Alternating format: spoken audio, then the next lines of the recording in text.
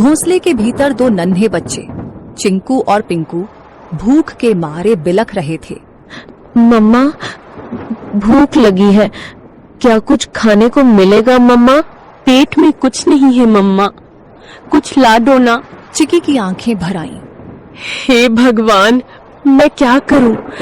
कैसे बताऊं कि बारिश शुरू हो गई है, लेकिन मेरे बच्चों का रोना मुझसे देखा नहीं जाता। भीगूंगी, गिरूंगी, चाहे जो हो, लेकिन इन्हें भूखा नहीं देख सकती। रुको मेरे लाल, मम्मा कुछ ले आएगी, चाहे जान ही क्यों ना चली जाए। परंतु एक बात याद रखना, जब तक मैं नहीं आऊं, घोंसले में से बाहर भी मत देखना, हाँ, बाहर भी मत निकलना, समझ गए ना? अब इन दो बच्चों की माँ घर पर नहीं थी और बच्चे घोंसले में अकेले थे। उनके लिए यह पहली बारिश थी जो उन्हें किसी अजूबे से कम नहीं लग रही थी।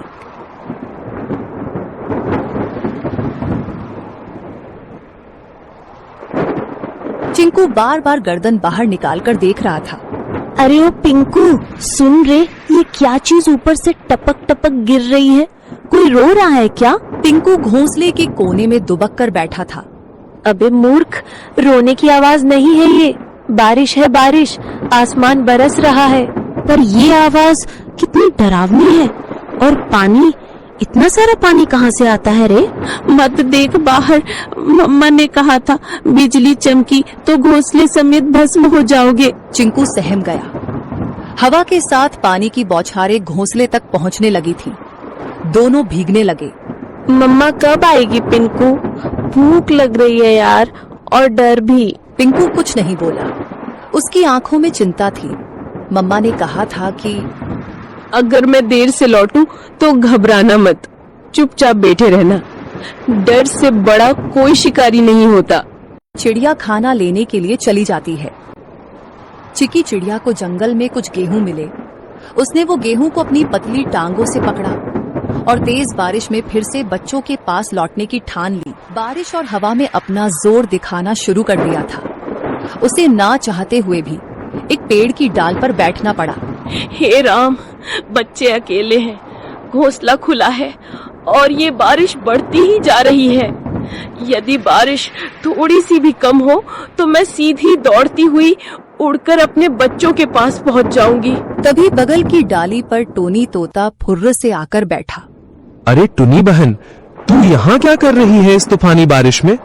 तुम्हें होश भी है कि बच्चे अकेले हैं? टोनी भाई, क्या करूं, उड़ नहीं पा रही, पंख गीले हो गए हैं। बहन, कल की बात बताऊं, मैं कबूतर बहन के घोंसले के पास से जा रहा था। क्या हुआ वहाँ?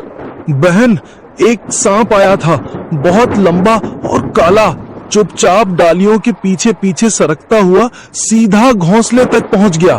फिर किसी ने देखा नहीं? मैंने देखा, मैं ऊपर ही उड़ रहा था। जब देखा कि सांप कबूतर के बच्चों के ऊपर झपटा, मैं चीखा जोर से, सांप सांप। सब पक्षी इकट्ठा हो गए, लेकिन तब तक बहुत देर हो चुकी थी। वो दो बच्चों को निगल गया बहन। चिकी सन्न रह गई। टोनी का चेहरा भावुक हो उठा।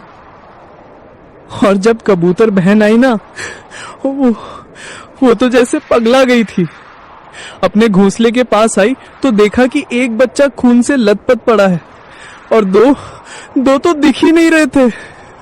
वो बार बार पुकार रही थी, मेरे बच्चे, मेरे लाल, कहाँ चले गए तुम? उसके आंसू रुक ही नहीं रहे थे। अपने बचे हुए एक बच्चे को उसने पंखों में दबा लिया और फिर चुपचाप बैठ गई, जैसे दुनिया ही खत्म हो गई हो उसकी। मैं बता नहीं सकता कितना दर्द था उस माँ की आंखों में। टुनी की आंखें भर आईं।